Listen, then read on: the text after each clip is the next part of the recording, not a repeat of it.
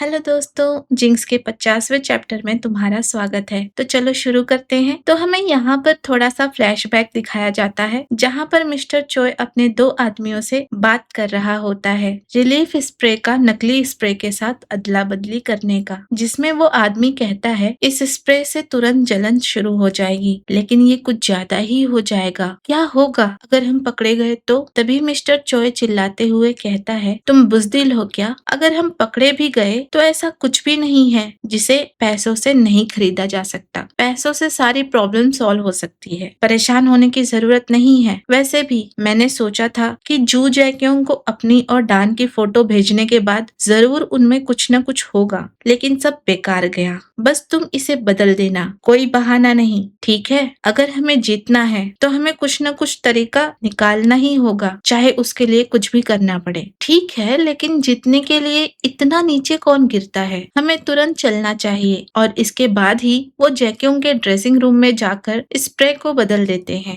और वही स्प्रे डान जैक्योंग के एंकल पर कर देता है, जिससे जैक्योंग को बहुत तकलीफ हो रही थी। डान वो स्प्रे तुरंत नीचे फेंक देता है और घबरा जाता है, कांपने लगता है और कहता है, मुझे बिल्कुल पता नहीं ये कैसे। तभी जैक्योंग उससे पूछता है, ये तुमने क्या कर दिया? तभी कोच भी चिल्लाने लगता है, बताओ डॉग डान, तुमने तो पहले ही सब कुछ चेक किया था ना? डान कहता है, हाँ मैंने अभी अभी ही चेक किया था, सब कुछ ठीक था तब। डान बहुत घबरा रहा था। कोच जैक्योंग से कहता है, डैम इट, हमें 15 मिनट में मैच के लिए निकलना है। क्या तुम ठीक हो जैक्योंग? क्या तुम्हें लगता है कि तुम फाइट कर सकते हो? जैक्योंग कहता है, हाँ मैं ठीक हूँ, अभी के लिए जख्म पर ड्रेसिंग कर दो और एंकल गार्ड पहन लेता हूँ और फिर चलते हैं। एक कहता है, ह्यू, क्या आप सच में ऐसे जख्म के साथ फाइट करोगे? क्या आप श्योर हो? योसेफ कहता है, ये जख्म सिर्फ ऊपर स्किन में है, इससे हिलने डुलने में दिक्कत नहीं होनी चाहिए। तभी जैक्योंग का हाथ पकड़ते हुए डान कहता है, मैं ड्रेसिंग कर देता हूँ। पर तुरंत जैक्योंग हाथ झटकते हुए कहता है, मुझे छुओ मत, मैं एमएफसी मेडिकल सेंटर जाकर करवा लूंगा। उसका पैर कुछ ज्यादा ही जल गया था। सभी को उसकी काफी चिंता हो रही थी। कोच कहते हैं, अरे नहीं, ऐसा कैसे चलेगा, ये तो बिल्कुल ठीक नहीं लग रहा। योसेफ कहता है, चलो जल्दी सेंटर लेकर चलते हैं और इमरजेंसी ट्रीटमेंट करवाते हैं। सभी लोग वहाँ से जाने लगते हैं और डान घबराया हुआ वहीं पीछे रुक जाता है। भले ही डान जानता है कि उसने ये नहीं किया, लेकिन सबकी नजरों में दोषी तो वही है और ये फीलिंग बहुत बुरी होती है, हम सब जानते हैं। पोटैटो भी सोचने लगता है, ये बहुत अजीब है, सब कुछ बिल्कुल सही था, हमने साथ में चेक किया था। डान जमीन पर बैठ जाता है, उसकी हार्ट बीट बढ़ जाती है, उसकी आंखों से आंसू छलकने लगते हैं। मैच शुरू हो गया है, दोनों फाइटर्स आमने सामने खड़े हैं। अनाउंसमेंट हो रही थी। जैक्योंग को वार्म अप करता देख सबकी नजर उसके पैरों की इंजरी पर भी पड़ती है। पहला ब्लो जैक्योंग ही करता है। ज्यूमिन उसे डॉच कर लेता है, फिर ज्यूमिन उसे कमर के नीचे से पकड़कर जकड़ लेता है और फिर उसके इंजरी वाले पैर पर लगातार मारने लगता है, जैसे उसे अब कभी मारने का मौका मिलेगा ही नहीं। इसकी तो शक्ल भी गुंडे नीच जैसी है और हरकतें भी नीच वाले ही कर रहा है। बिना ऐसी हरकतों के वो तो कोई भी मैच जीत ही नहीं सकता। बुरा इंसान। जैक्योंग उससे खुद को छुड़ाता है और उसके मुंह पर एक कोहनी मारता है। अब दोस्तों, ये कोहनी है या मुक्का, इमेज देखकर खुद ही समझ लो।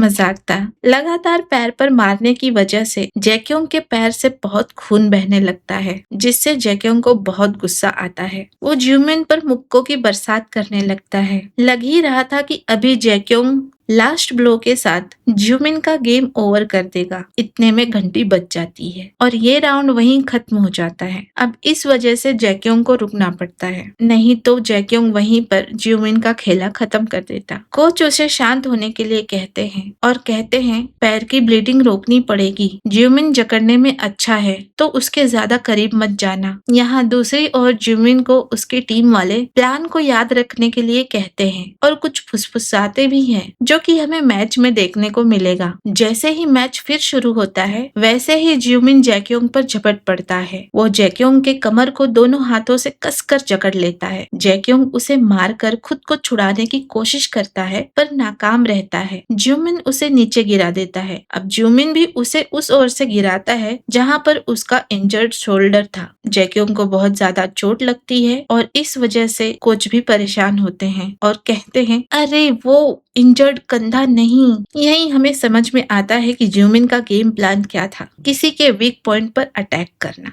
जो वो फुसफुसाकर कह रहे थे। अब ज्यूमिन ने उसी कंधे को जकड़ लिया था जो जैक्योंग का इंजर्ड शोल्डर था। इसे देखकर लगता है कि जैक्योंग बड़ी मुसीबत में फंस गया है। उस पर से ज्यूमिन कहता भी है, बस इतना ही दम है तुम में, तुम बस और कुछ नहीं, एक छोटे से डरपोक हो। इतने में जैक्योंग खुद को छुड़ाकर उसी कोहनी से ज्यूमिन के फेस पर मार देता है और ज्यूमिन पीछे हट जाता है। फिर जैक्योंग कहता है, तुम किसे डरपोक कह रहे हो? डरपोक कहीं के, अगर मैं जख्मी नहीं होता तो ये मैच बहुत पहले ही खत्म हो चुका होता। चलो अब आओ डरपोक कहीं के। दोनों फाइटर्स फिर से अपने पैरों पर आमने सामने खड़े हो गए हैं। तो दोस्तों चैप्टर 50 यहीं पर खत्म होता है। कहानी बहुत इंटेंस चल रही है और मजेदार भी। वीडियो को लाइक करना मत भूलना और नए हो तो सब्सक्राइब करो। मिलते हैं अगले वीडियो में, तब तक के लिए बाय बाय।